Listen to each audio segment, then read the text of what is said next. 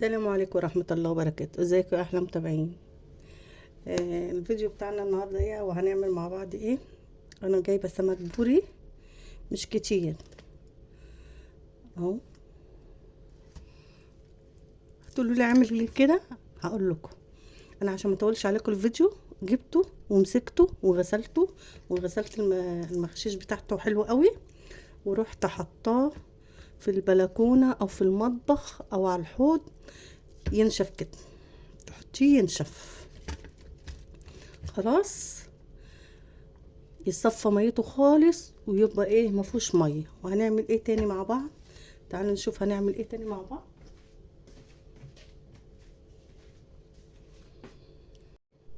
انا كده جايبه الفسيخ، مسكته غسلته عشان ما اطولش عليكم الفيديو. مسكته غسلته حلو قوي تحت الحنفيه، ومسكت المخاشيش غسلتها حلو.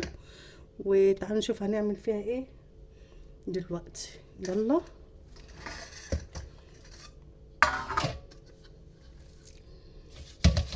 انا السمك ده جبته من الصبح وحطيته لحد بالليل. انت بقى لو هتجيبيه من بالليل مثلا، هتجيبيه بالليل وتعمليه خلاص، او بيعمليه ايه تاني يوم. لو هتعمليه بالليل اعمليه تاني يوم، هاتيه واغسليه وحطيه ايه ينشف في المطبخ في مصفى كده او في كوبايه. وهتعملي ايه تاني؟ هروح ماسكاه كده،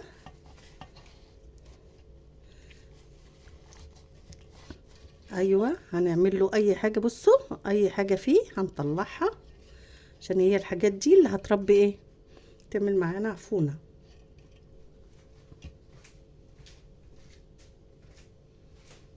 تمسكي مناديل كده وتنضفي السمكه بتاعتك حلو قوي، متخليش فيها حاجه خالص عشان ما تعملش معاكي ايه عفونه.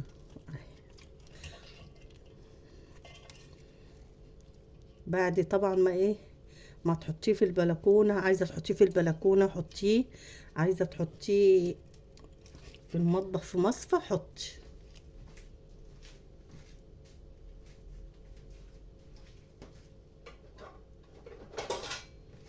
معايا الطبق كده حطي فيه الحاجات اللي مش عايزاها.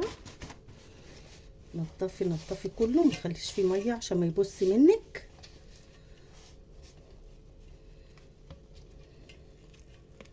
اهو.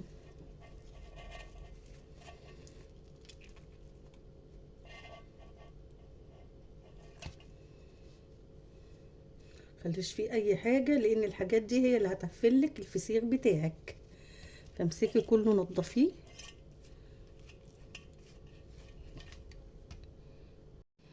اهو. وانضف دي كمان، خليش فيها حاجه خالص.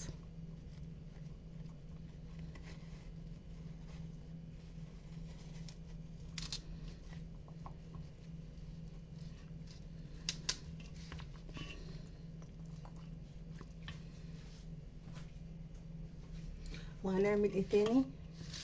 معايا 5 معالق ملح، ومعايا شطه. شطه دي بابريكا، هنحط لها شويه بابريكا كده تدي لها لون. ومعايا شطه،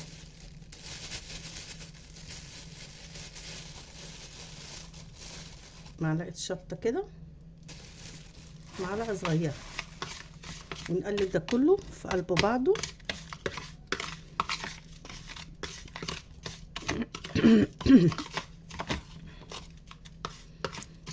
اهو.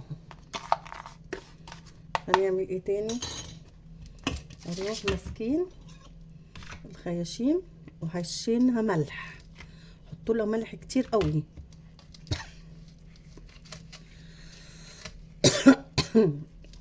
نفتح الناحيه التانية واحط لها ملح.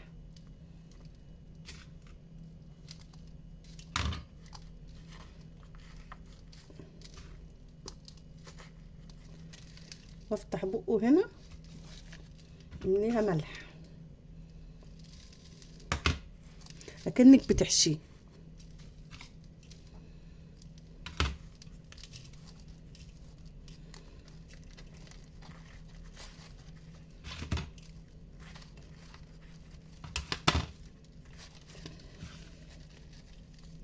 شوفوا انا بحط لها ملح كتير ازاي. دي اهم حاجه تحط لها الملح. خلاص كده نعمل التانية برضو.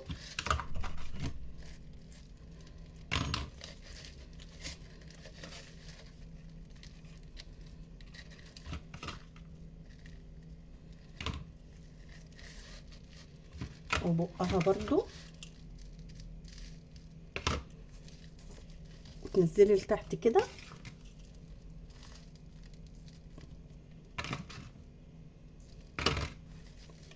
انا ما بحطش كركم ولا بحط ورق غار ولا الحاجات دي خالص، هما شويه الشطه وخلاص على كده، وشويه البابريكا عشان ايه لو عايزاه يدي لون وخلاص.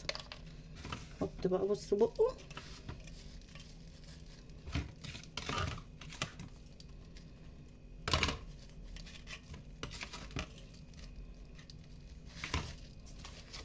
همسكه املحه كده. نسيت اقول لكم قبل ما تملحوه اعملوا له مساج.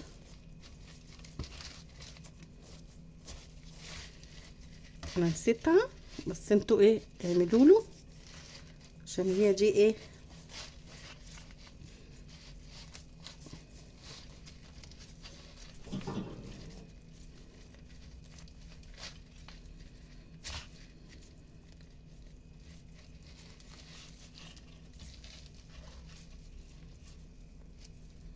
بصوا على كده.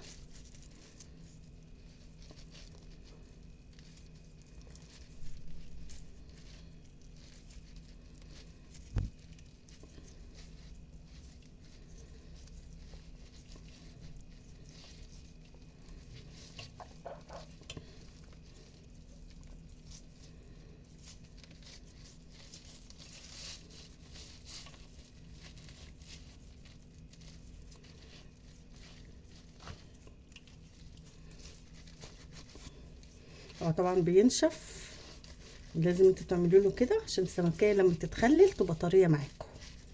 خلاص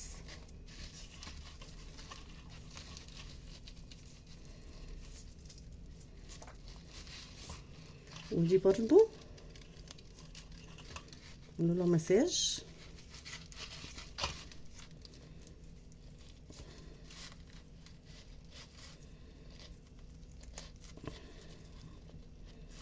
متخافوش وانتوا بتعملوا لها كده.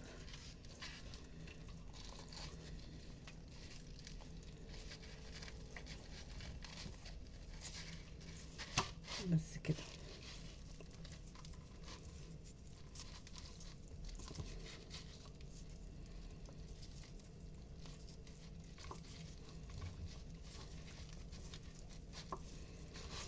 خلاص. واحط الملح ده واملحه،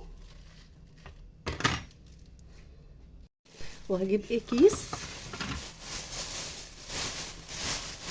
كبير كده ياخد السمكة. هرش بس شوية ملح صغيرة كده تحت في الكيس. وهجيب دي كده ودي خلفها كده، وهنزل بالملح اللي فايض ده، ما تخافوش مش هيحدق.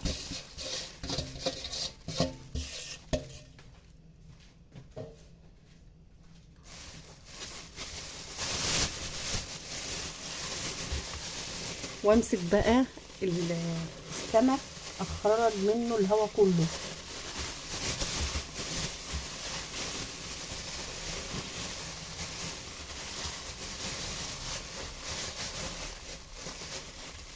لازم تخرجي منه الهواء.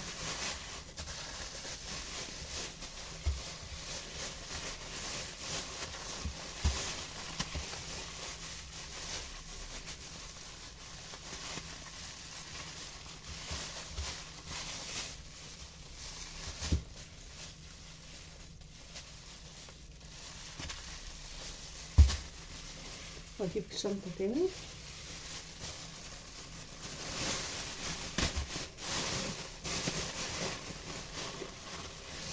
برضو، واعمل ايه، عندي بلاستر هقفله بيه.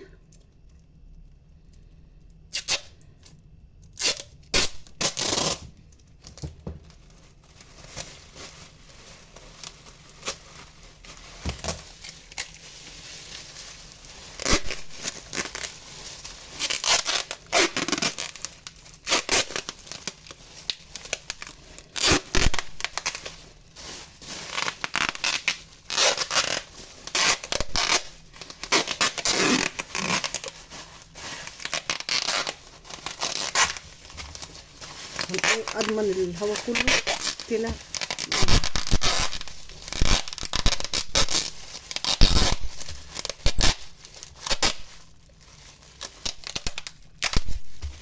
بس كده. اجيب ايه تاني؟ عندي ورقه فويل هعمله بيه.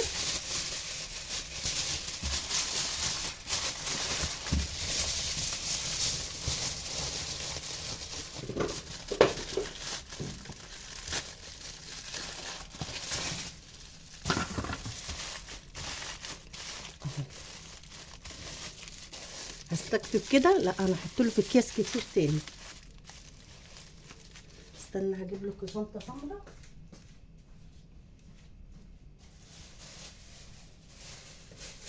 معايا شنطه سمراء كده عشان ايه هو بيحب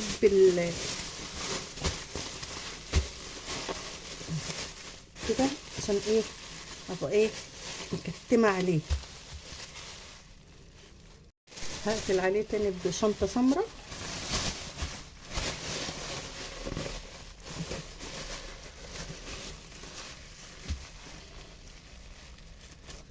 حط له شنط كتير، يجي 10 اكياس حط.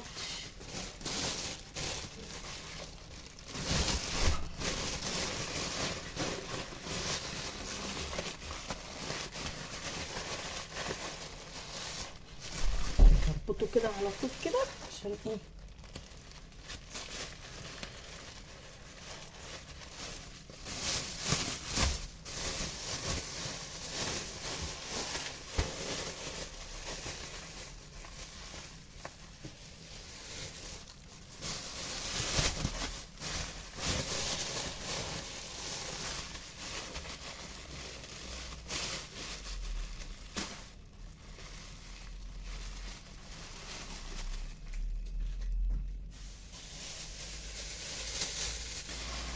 اهو.